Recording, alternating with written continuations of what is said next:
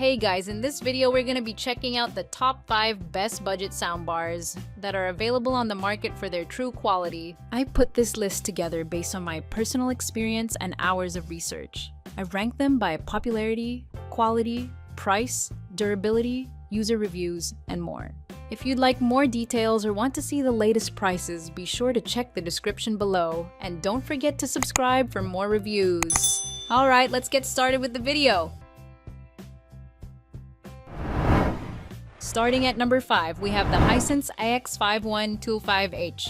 The best budget soundbar we've tested is the Hisense AX5125H. It's one of the few soundbars at this price tier with rear channel satellites, which upgrade the surround sound experience by placing you in the center of the action.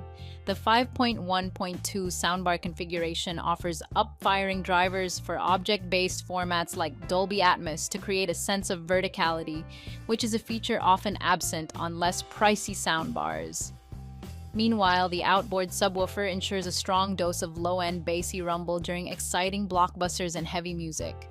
The mids are balanced for clear dialogue, and you can enable voice enhancement if needed, or play with the EQ presets and bass and treble controls, while the treble is bright but not fatiguing. It also supports the majority of popular audio formats from DTS, DTS.XHD, and most Dolby Digital formats, which is impressive in a budget bar. Thanks to its extensive connectivity, including EA/ARC, HDMI in pass-through and optical ports, you can use it as your wired entertainment hub. That said, most soundbars make compromises at this price point. The Vizio only has Bluetooth wireless connectivity rather than Wi-Fi and lacks smart features, reflecting that there's also no app. The remote control handles all of the controls. It's a solid pick with few sacrifices and works for varied listening habits. Moving on, at number 4 we have the Samsung HW-B650. If you don't have space for satellite speakers in your listening room, check out the Samsung HW-B650. This soundbar has a dedicated subwoofer to improve its bass reproduction, but it's optional to add on satellites, making it a much better fit for smaller rooms. This 3.1 bar has a simple design with a discrete center channel, ensuring vocal clarity in your favorite movies and TV shows.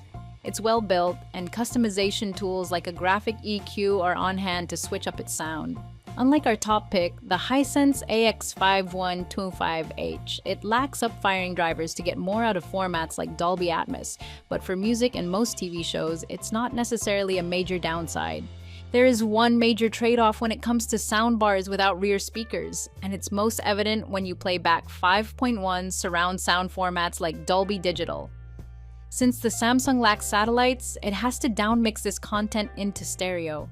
It's not a huge deal if you don't watch much 5.1 content in the first place, but more avid surround sound lovers will find a better experience with discrete speakers. Boosting the budget for the step-up, Samsung HW-B750D adds 2 additional side-firing channels that expand the soundstage and 5.1 playback without downmixing or requiring satellites.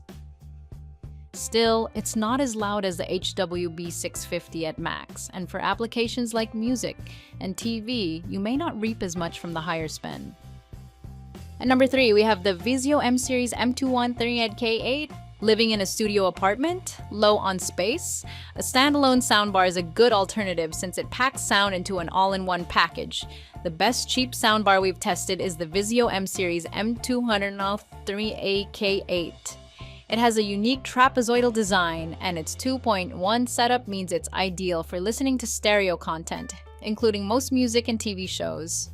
You get a clear sound right out of the box, making dialogue easy to understand. It also supports multi-channel formats like Dolby Atmos and Dolby Digital, though it has to downmix them to stereo to play them back. Compared to the Samsung HW-B650, this soundbar can't reproduce as much low bass, which is normal for a bar without a dedicated subwoofer.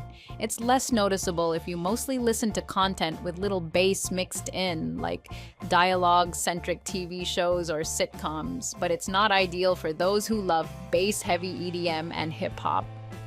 While the bass adjustment tool can bring a little more punch to the mix, it can't make up for the physical limitations of the 2 internal subwoofers. Still, it may be a fair compromise if you're low on space. At number 2, we have the Samsung HWS60D. The Samsung HWS60D is another great option for smaller rooms, proving that a lower budget doesn't mean trading off build quality. It's a standalone soundbar smaller than the Vizio M-Series M210038K8 and less than 27 inches wide. That means it can fit beneath your TV or PC without an issue. Built-in Alexa offers hands-free control and Chromecast lends flexibility in tight spaces. This soundbar has great sound quality for its size and many enhancement features to make the most of its sound. For example, you can access a graphic EQ to customize its sound. It supports many common audio formats, including 5.1 surround sound. It also supports Dolby Atmos, though it has to downmix this content into surround sound to play it. Without satellites, its sound isn't quite as immersive compared to products like the Hisense AX5125H. But its smart features and better wireless connectivity may suit your lifestyle better. In terms of size, this small soundbar packs a punch. And finally, at number 1, we have the Hisense HS2100. The Hisense HS2100 is the best value soundbar we've tested if you want to spend as little as possible. At around the $100 price point, it's a solid choice if you're looking to upgrade from your TV speakers to something with a bit more punch and boom. Unlike other bars at this price point, it has a dedicated subwoofer, which helps add bass to action-packed scenes and energetic bass lines. Dialogue and instruments are still reproduced naturally, although they lack a bit of sparkle. Luckily, if this sound isn't to your taste, there are a few EQ presets to help you make the most out of it. Compared to pricier picks, this bar lacks a lot of bells and whistles. While the bar can get loud enough to fill up a larger room, there are compression artifacts at regular and max volume, which impacts the clarity of your mixes. It also lacks satellites, so its surround performance isn't very immersive or dimensional. That said, it has ARC and optical support, and you can even play Dolby Digital and DTS formats, the latter of which is handy if you're streaming content or watching Blu-rays. If you watch many Dolby Atmos movies and TV shows, try the TCL S45H. Unlike the Hisense, it can play this content, though it has to downmix it to stereo. It can get louder with less compression at max volume. Unfortunately, it doesn't have a sub, so your audio lacks deep thump and rumble. Thanks for watching. That's all for now. I hope to see you in the next video. Until next time.